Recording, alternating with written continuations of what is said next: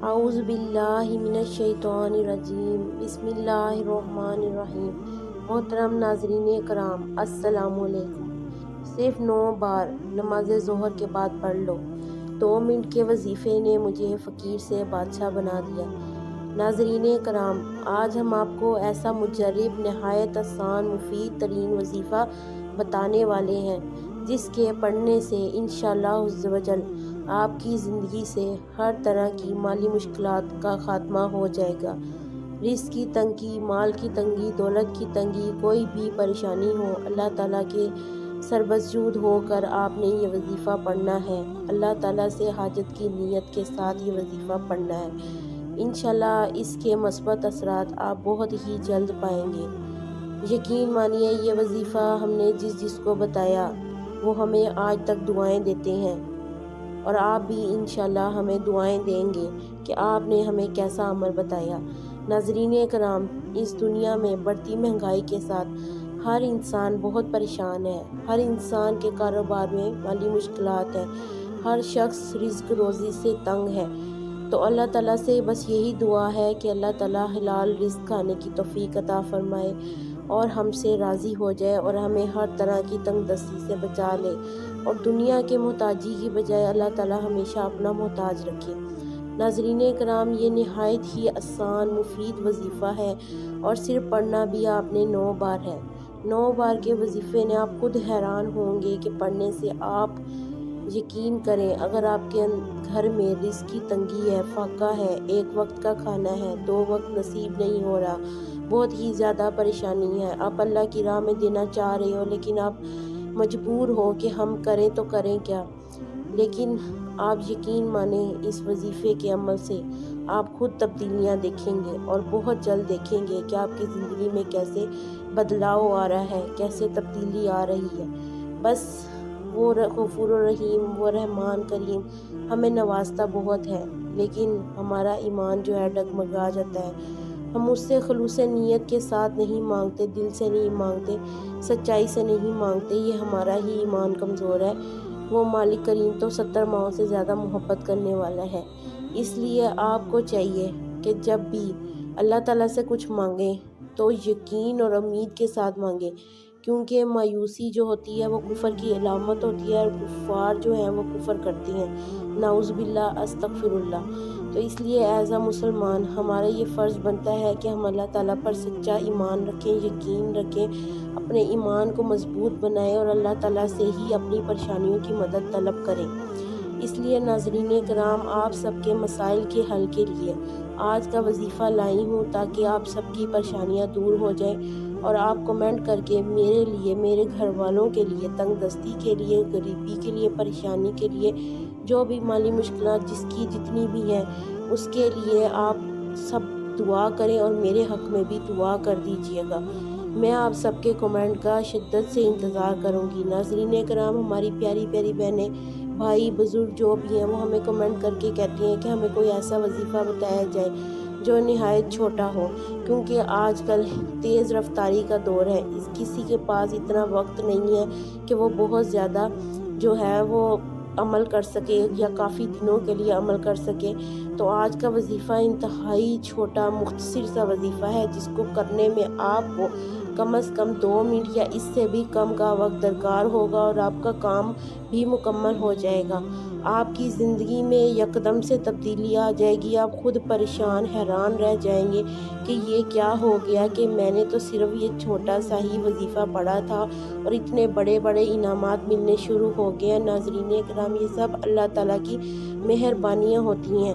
وہ جسے چاہتا ہے اپنی طرف ہدایت کی طرف بلا لیتا ہے، اور ہدایت کے راستے جو ہے وہ کھول دیتا ہے، اور ہم سب کی پریشانیاں سنتا ہے، کیونکہ وہ ہماری شاہ رگ سے زیادہ قریب ہے، ہمارے گمان میں ہوتا ہے۔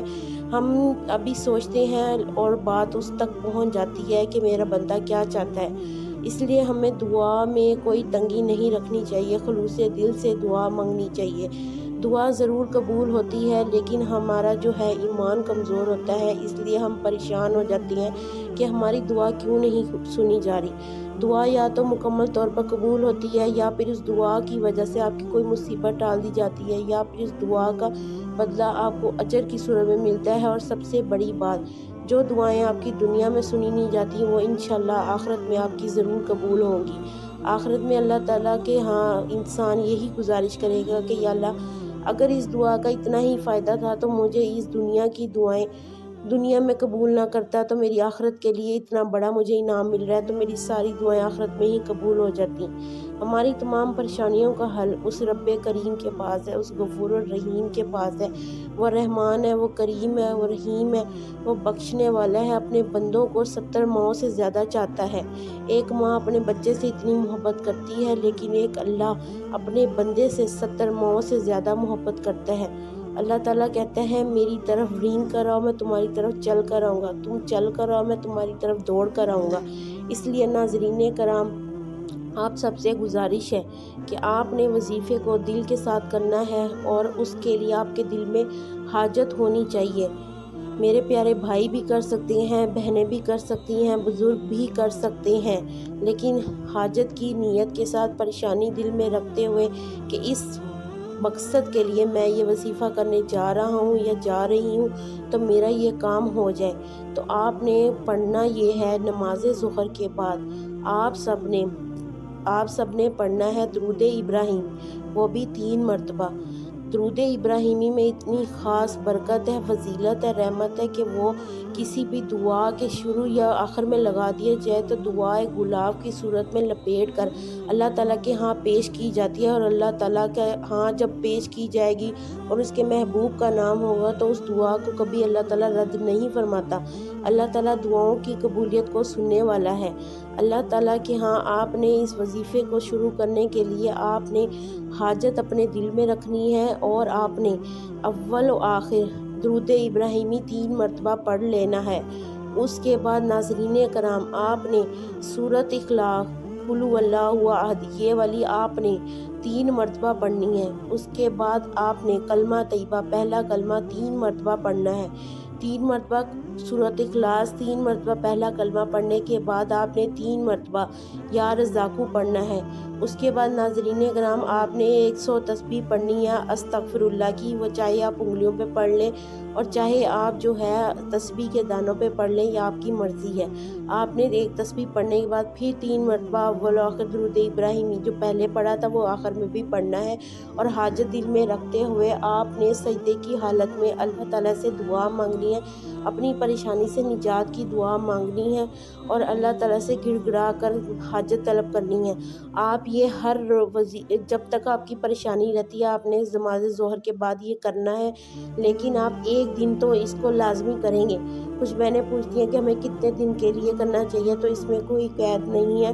آپ جب تک آپ کی پریشانی حل نہیں ہو جاتی آپ اس کو ظہر کی نماز کے بعد پڑھ سکتی ہیں، لیکن ایک ظہر کی نماز کے بعد آپ نے یہ وظیفہ لازمی پڑھنا ہے اور پھر کمنٹ میں بتانا ہے کہ کس حد تک آپ کو اس کے مثبت اثرات ملے، اور انشاءاللہ اللہ کے حکم سے آپ بہت خوشی سے کمنٹ کرتی ہوئی نظر آئیں گی کہ ماشاءاللہ الحمدللہ ہمیں جو ہے ہمارا اس کا رزلٹ مل چکا ہے، ہمیں اس کے مثبت اثرات مل چکے ہیں۔ ناظرین کرام بس آپ لوگوں سے یہ گزارش ہے کہ ہمیں بھی دعاؤں میں یاد رکھیے گا۔ آپ سب کی محبت اتنی سی ہے کہ ہمارے چینل کو لائک کریں، زیادہ سے زیادہ سبسکرائب کریں، ویڈیو کے لیے بیل آئیکن کا بٹن پریس کر دیں تاکہ آنے والی ہر ویڈیو آپ تک پہنچ سکے اور آپ کی زندگی میں مثبت اثرات کے لیے، آپ کی زندگی میں خوشحالی کے لیے آپ تک اللہ تعالیٰ کے مفید وظائف نام وغیرہ پہنچ سکیں اور آپ سب کی زندگیاں خوشیوں سے بھر جائیں۔ اگر آپ کو ہماری یہ ویڈیو پسند آ گئی ہو تو ویڈیو کو لائک کر دیں، چینل کو سبسکرائب کر دیں، بیل آئیکن کو پریس کر دیں۔ ہمیں بھی دعاؤں میں یاد رکھیے گا، آپ کی دعاؤں کے منتظر رہیں گے۔ اس رب کریم تعالیٰ سے خلوص دل سے مانگتے رہیں۔ دعا کا دروازہ ایک دستک کی طرح ہوتا ہے اور مسلسل دستک دینے سے دروازہ کھل ہی جاتا ہے۔ اس لیے آپ سب سے گزارش ہے کہ آپ لوگ دستک دیتے رہا کریں، اس غفور الرحیم کا دروازہ ایک نہ ایک دن آپ کے لیے ضرور کھل جاتا ہے اور کھلتا بھی ہے، بس ہم انسان گنہگار ہیں، اس کو نہیں سمجھ پاتے۔ آپ ہماری ویڈیوز کو شروع سے لے کر آخر تک لازمی دیکھا کریں تاکہ کوئی بھی بات مس نہ ہو جائے۔ آپ ایک کاپی پینسل رکھ لیا کریں، نوٹ فرما لیا کریں تاکہ آپ کو وظیفہ بھول نہ جائے۔ ہمارے وظیفے نہایت آسان اور مفید ہوتے ہیں، اور بار بار لوگ ہمیں یہ کمنٹ کر کے کہتے ہیں کہ آپ اسی طرح کے ہمیں چھوٹے چھوٹے وظائف بتائیں، کیونکہ آج کل مہنگائی اور اتنی تیز رفتاری کا دور ہے، کسی کے پاس ٹائم نہیں ہوتا۔ اگر آپ کو ہماری ویڈیو پسند آتی ہو تو لائک کر دیے گا۔ بہت بہت شکریہ، جزاک اللہ الخیر۔